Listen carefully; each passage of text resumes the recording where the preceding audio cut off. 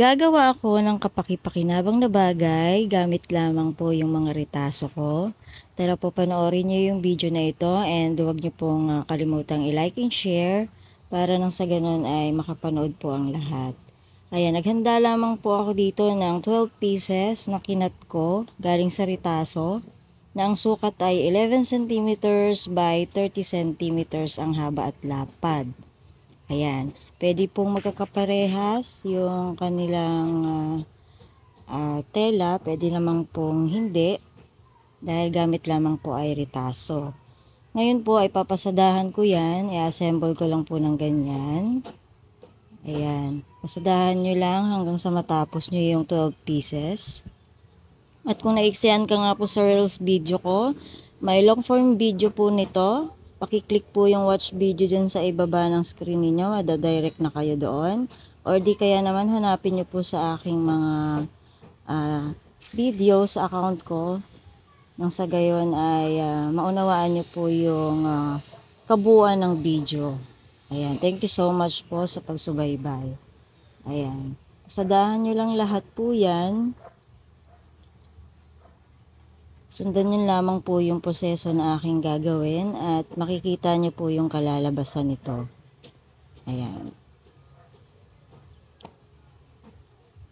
And then, babaliktarin nyo po yan isa-isa. No, ayusin nyo lang.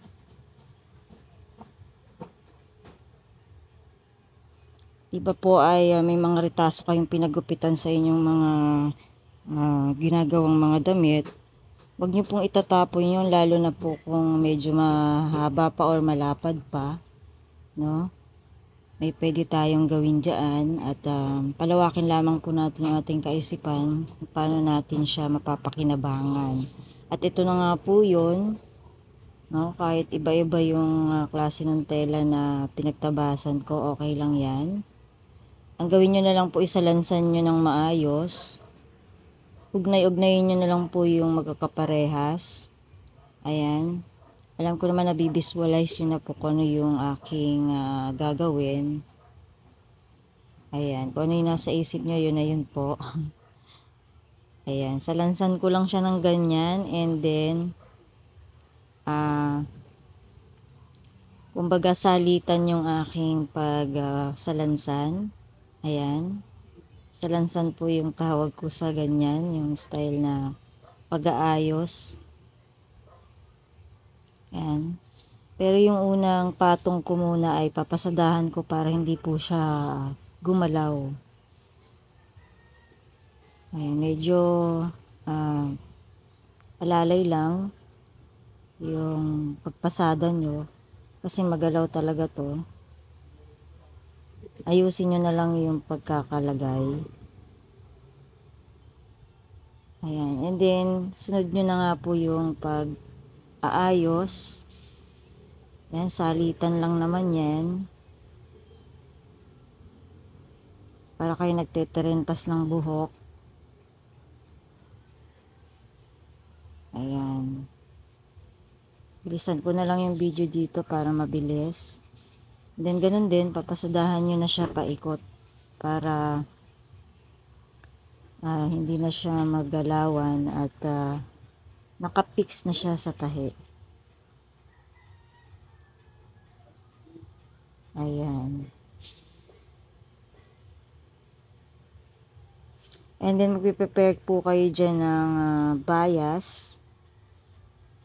Hindi naman kailangan na stretch siya. Kailangan lang ay matahian to ng paikot para malinis po yung pinagtahian nyo dyan sa gilid. Medyo gupit-gupitin nyo para malinis naman. O kaya naman pantay. Pwede po kayong gumawa ng malapad nito kung meron po kayong mga mahahabang tela pa na pwede nyo i-provide sa paggawa nito. Pwede naman po. Ayan. Pwede rin naman pong maliliit lang like pot holders na pwede nyo gamitin sa kusina nyo. No, hindi nyo na kailangan bumili. Gawin nyo na lamang po yan sa mga retaso ninyo. Ayan. Pag naikabit nyo na yung bias, Sa daan nyo lang yan paikot para ma-fix na yung mga gilid niya at malinis tingnan. Ganyan lang po kasimple yung paggawa na yan. Sana naman nagkaroon kayo ng idea na naman at may natutunan naman sa akin. Huwag niyo pong kalimutang i-follow din po ako para nanonotify kayo sa tuwing mag-upload po ako ng videos. Thank you so much po sa panonood. God bless!